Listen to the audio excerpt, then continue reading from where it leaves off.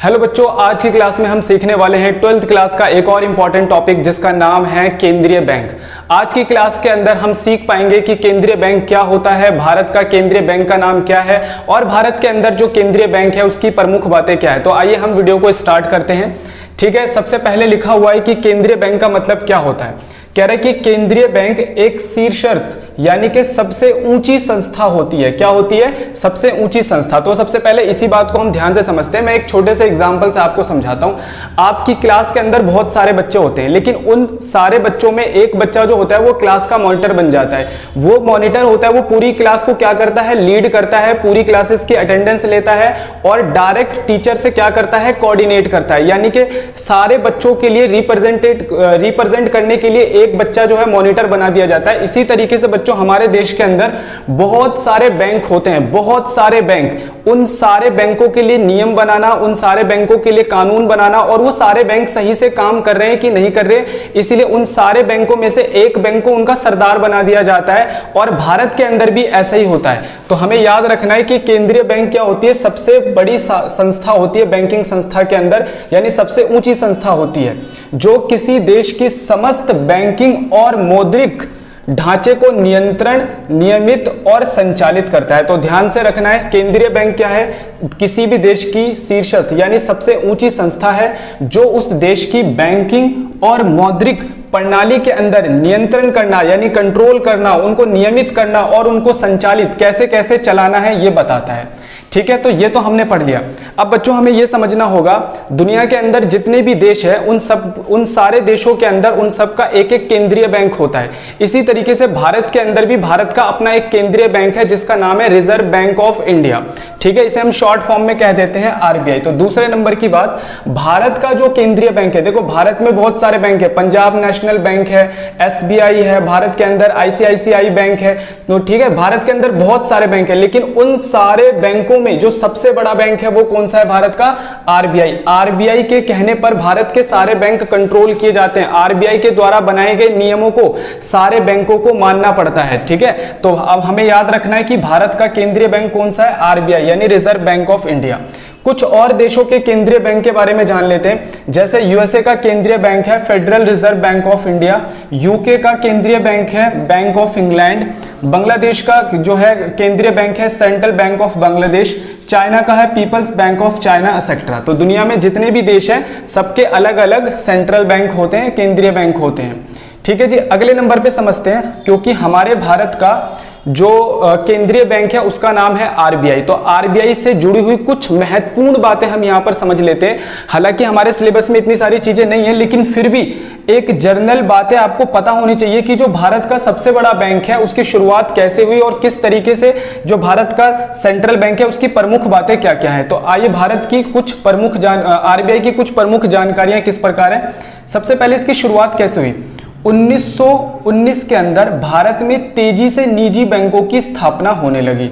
आपको ध्यान रखना होगा 1919, 1920 ये ऐसा दौर था भारत के अंदर जिसमें बड़ी तेजी से भारत के अंदर निजी बैंक आने शुरू हो गए, यानी निजी बैंक खुलने भारत के अंदर शुरू हो गए थे। ठीक है, और ये जो निजी बैंक जब खुलने शुरू हो गए तो हर बैंक के काम करने का जो तरीका था वो अलग अलग था। हर बैंक अपना नियम कानून चलाता था। हर बैंक, तो फिर जो उस टाइम की गवर्नमेंट थी, जो ईस्ट इंडिया कंपनी थी, उन्होंने सोचा कि यार इन सारे बैंकों के लिए एक ऐसा कानून बनाना होगा, एक ऐसा बैंक बनाना होगा जो इन सारे बैंकों को रिप्रेजेंट करे। ठीक है, तो इसी को ध्यान में रखते हुए 1920 के अंदर एक कमेटी बनाई गई जिसको जिम्मेदारी दी गई कि एक ऐसा बैंक बनाओ, एक ऐसा कानून बनाओ जो इन सारे बैंकों को कंट्रोल कर सके। उसका नाम था रॉयल कमेटी। ठीक है, तो दो बातें आपको समझ में आ गई। 1919 के अंदर भारत में बड़ी तेजी से बैंक खुलने लगे, सब अपनी मनमानी करने लगे, तो उनको कंट्रोल करने के लिए ईस्ट इंडिया कंपनी ने 1920 में रॉयल कमेटी बनाई जिसकी जिम्मेदारी थी सारे बैंकों को कंट्रोल करना। ठीक है, 1934 के अंदर एक आरबीआई एक्ट हमारे देश के अंदर पास हुआ, यानी हमारे देश के अंदर एक कानून बनाया गया 1934 के अंदर जिसका नाम क्या था? RBI act, reserve bank of India act. ठीक है। उसके बाद क्या हुआ, 1 अप्रैल यानी कि जो एक कमेटी थी उन्होंने 1 अप्रैल 1935 में एक बैंक बनाकर खड़ा करा जिसका नाम था रिजर्व बैंक ऑफ इंडिया। इस बैंक की स्थापना की गई, लेकिन जब रिजर्व बैंक ऑफ इंडिया बनाया गया तो वो एक निजी बैंक के रूप में संस्थापित किया गया। यानी कि जब रिजर्व बैंक ऑफ इंडिया शुरू में बनाया गया था तो वो एक निजी बैंक था। उसके बाद क्या हुआ, 1949 जब हमारा देश आजाद हो गया उसके 2 साल के बाद हमने क्या करा, जो ये निजी बैंक था, यानी जो निजी बैंक था जो 1935 के अंदर आरबीआई के रूप में बनाया गया था, जो एक निजी बैंक था, इसके सारे शेयर्स बेच दिए गए और गवर्नमेंट ने इसके सारे शेयर खरीद लिया और इसी बैंक को क्या बना दिया, भारत का रिजर्व बैंक ऑफ इंडिया, यानी कि इसका राष्ट्रीयकरण कर दिया गया। ठीक है। उसके बाद क्या होता है, अब हम देख ही रहे हैं कि भारत के अंदर आज भी हमारा सेंट्रल बैंक आरबीआई बना हुआ है। अच्छा, इसका वित्तीय वर्ष क्या होता है, देखो जनरली जो कॉमर्स के स्टूडेंट है वो अच्छे से जानते होंगे, फाइनेंशियल ईयर 1 अप्रैल के दिन स्टार्ट होता है और 31 मार्च के दिन एंड होता है। लेकिन जो हमारा आरबीआई है वो कुछ अलग तरीके का फाइनेंशियल ईयर फॉलो करता है। उसका फाइनेंशियल ईयर 1 जून के दिन स्टार्ट होता है लेकिन 31 जुलाई को एंड होता है।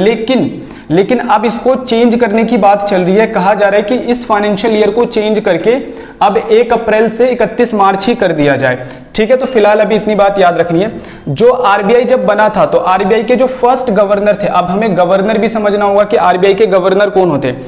देखो, आरबीआई का गवर्नर एक वो प्रमुख व्यक्ति होता है जो आरबीआई को लीड करता है, यानी आरबीआई के अंदर बनाए गए नियम और कानून उसी के हस्तक्षेप से चलते हैं, यानी कि पूरी लीडिंग उसकी वही करता है। और जितने भी आपने नोट देखे होंगे उसमें आपने आरबीआई के गवर्नर के साइन जरूर देखे होंगे। ठीक है, तो गवर्नर ही वचन करता है लोगों को, जो करेंसी छापी जाती है गवर्नर ही वचन करता है कि भाई इतने रुपए मैं आपको वचन करता हूं, यानी कि अगर 500 रुपए का नोट है तो वचन करता है कि आप इस 500 रुपए से मार्केट में जाकर खरीदारी कर सकते हो। ठीक है, तो आरबीआई का सबसे प्रमुख व्यक्ति जो होता है वो गवर्नर होता है, जिसके नोट पर भी साइन होते हैं। तो जब आरबीआई बनाया गया था तो सबसे पहला गवर्नर जो था उसका वो एक अंग्रेज था, सर ऑसबोर्न स्मिथ, ये अंग्रेज थे। ठीक है, आरबीआई के अब उसके बाद आरबीआई के बहुत सारे गवर्नर आते गए जाते रहे। ठीक है, तो अभी जो रिसेंट के अंदर आरबीआई के वर्तमान गवर्नर है वो है शक्तिकांता दास जी। ठीक है, और आरबीआई का हेडक्वार्टर मुंबई के अंदर है। जनरली जब आरबीआई ओपन हुआ था तो इसका जो हेडक्वार्टर था शुरू में कोलकाता के अंदर था, लेकिन 2-3 साल के अंदर उसके बाद हमने इसे कहां शिफ्ट कर दिया, मुंबई के अंदर। तो आज भी आरबीआई का जो मुख्य ऑफिस है, जो सबसे बड़ा ऑफिस है, हेडक्वार्टर, वो मुंबई के अंदर ही है। और आरबीआई की लगभग आज इंडिया के अंदर 31 ब्रांचें चल रही है, यानी 31 ब्रांच आज आरबीआई की हमारे देश के अंदर है। अब नई दिल्ली के अंदर भी आप एक देख सकते हो, हमारे यहाँ भी ब्रांच है। ठीक है, तो आज की क्लास में मैंने आपको क्या समझाया, केंद्रीय बैंक क्या होता है, केंद्रीय बैंक, भारत के केंद्रीय बैंक का नाम क्या है, अलग अलग देशों के कुछ केंद्रीय बैंक के बारे में मैंने आपको बताया, और केंद्रीय बैंक से भारत का जो केंद्रीय बैंक है आरबीआई, उससे जुड़ी हुई प्रमुख बातें मैंने आपको बताई है। ये बातें आपको पता होनी चाहिए अगर आप इकोनॉमिक्स पढ़ रहे हो तो। अगली क्लास के अंदर मैं केंद्रीय बैंक की जितने भी फंक्शन यानी कार्य होते हैं वो आपको अच्छी तरीके से समझाऊंगा।